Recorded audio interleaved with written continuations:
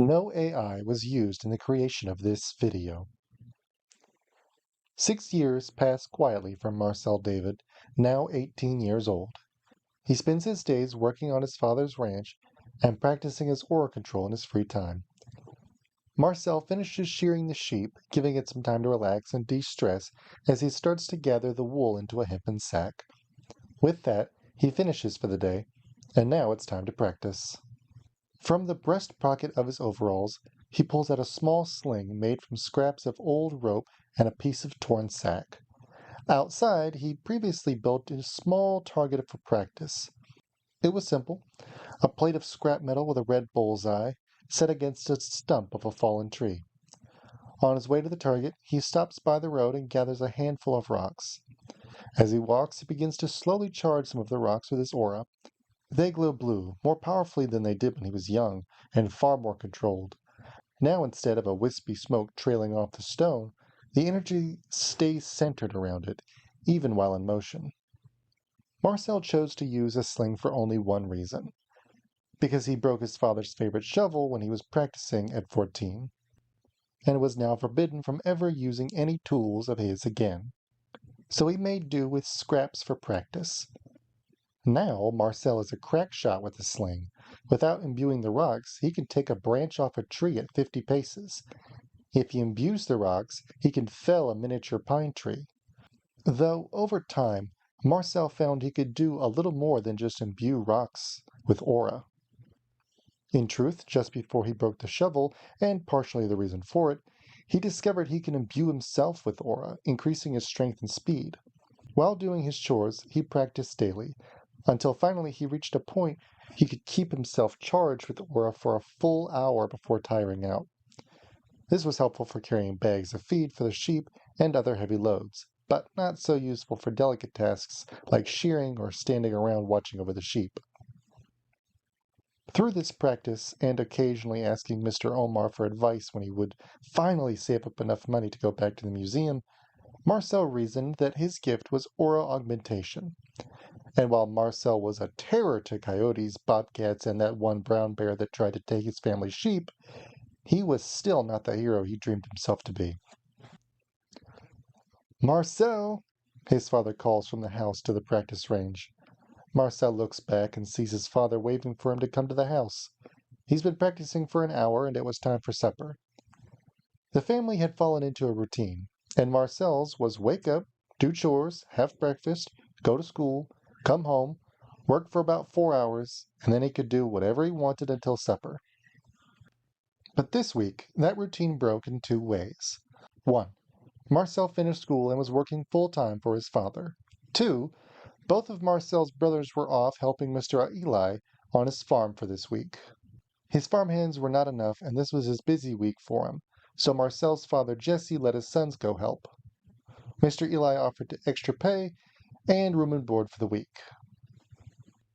Marcel walks into the house and immediately smells the fresh vegetable soup and bread his mother Audrey made. His mother and father were already at the table waiting. Marcel sits down and begins to eat. They talk about the day, the sheep, interesting news, etc. Nothing of note until Marcel's father says, "Right, Marcel, I need you to take a few containers of fertilizer to Eli's farm tomorrow, and he'll have some feed for you to bring back. Take the truck, okay? I'd do it myself, but there's too much that needs to be done with your brothers gone, and I can't go." "Can we please not talk about fertilizer while eating?" his mother asks, shaking her head. "You're letting me drive the truck?" Marcel asks, surprised. It wasn't just some old, beat-up, broken-down truck. It was brand new pickup, and his father's pride and joy, maybe even more than his son's. "Not a scratch," his father warns. Marcel smiles and agrees. For months, Marcel had been begging his father to let him drive the truck, but to no avail.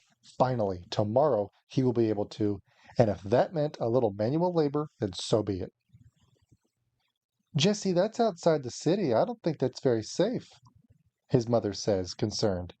Outside the walls of the city is a dangerous place, lawless, even, with monsters and bands of gangs roving around. Eli's farm is close to the walls. Hero Corps patrols the area every day. There are no monsters or gangs dumb enough to come close. He'll be fine for a few hours. Besides, he isn't even a little boy anymore. He's a man now. Marcel's mother leans over and kisses the top of his head, saying, "Just be careful, okay? If you see a monster or anything, you get away." "That's right. If you see a monster, you get in the truck and you drive away," his dad says, seemingly concerned for his son, or possibly his truck. Marcel agrees, just as supper ends. Later that night, Marcel can hardly sleep, too excited to finally drive the truck. Going outside the walls doesn't frighten him. While he is confident in his aura, he also knows his father is right, and there is little danger from monsters. The next day, Marcel activates his aura and loads up 17 sealed metal containers of fertilizer, each one about 4 times his weight, about 860 pounds each, onto the bed of the truck and the trailer behind it. His father helps, but his gift is not well suited to manual labor, so he uses a forklift to move containers. His father's gift is an aura ability as well, but instead of imbuing aura, he transforms it into various forms. He can ignite it to make a small amount of fire or solidify it into a kind of liquid. Drinking it does restore other people's aura if they have some, but he can't produce enough to sell. Instead, Jesse uses his aura to mostly produce small amounts of gas to kill bugs, while he and Marcel shear the sheep.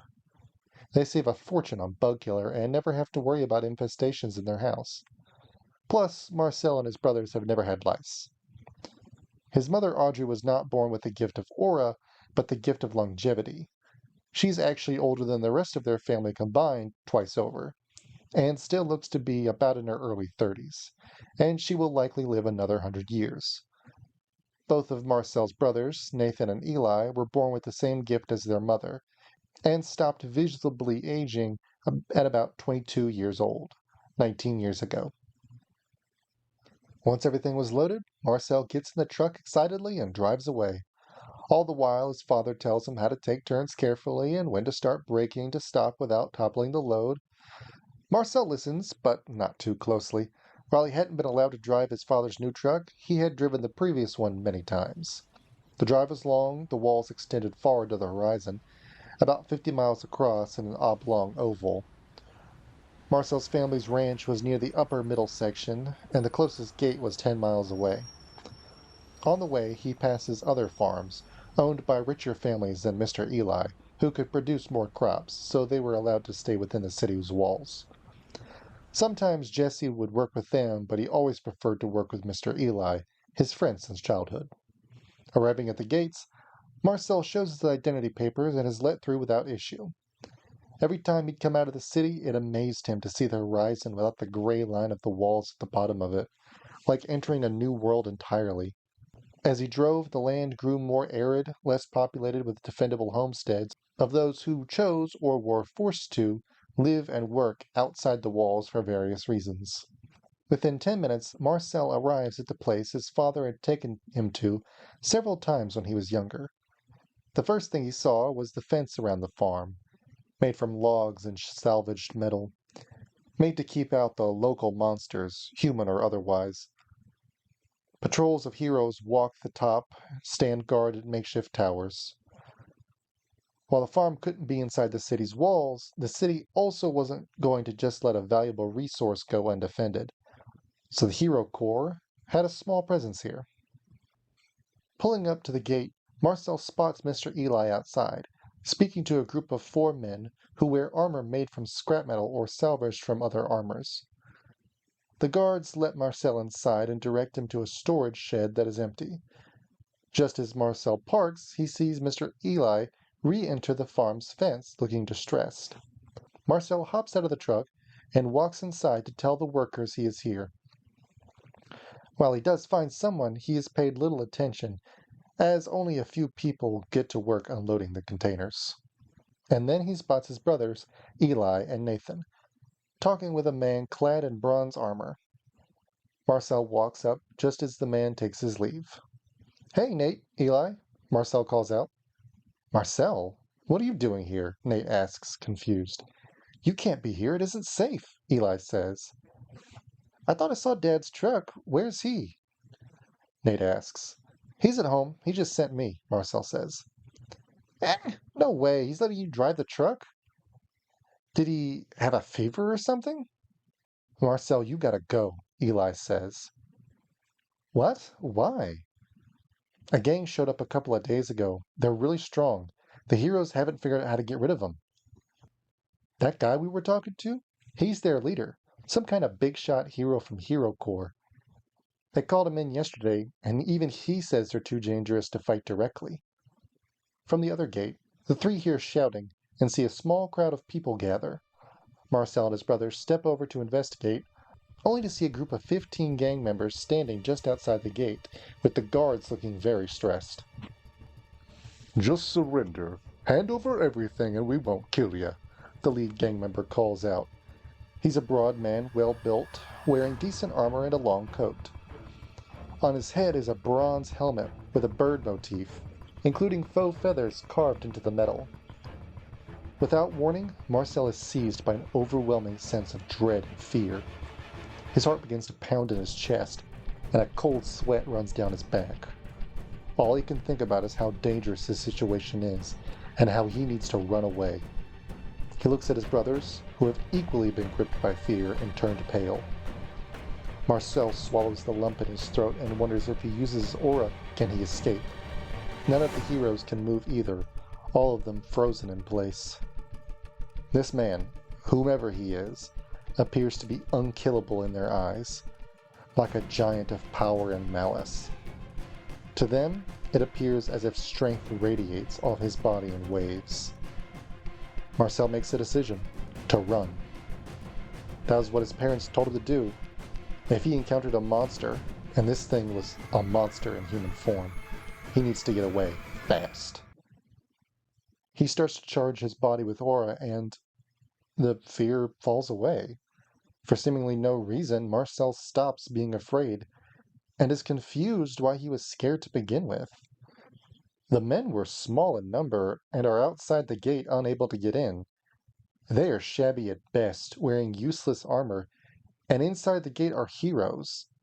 Looking around, Marcel sees that no one else seems to realize this.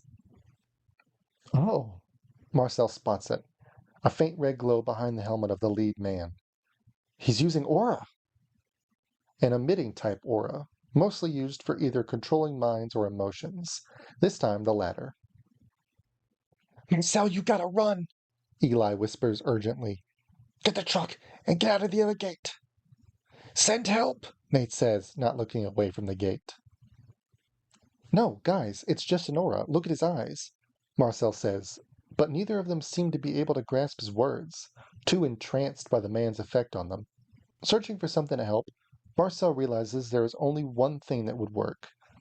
From his pocket, he pulls out a sling and climbs up the ladder onto the wall.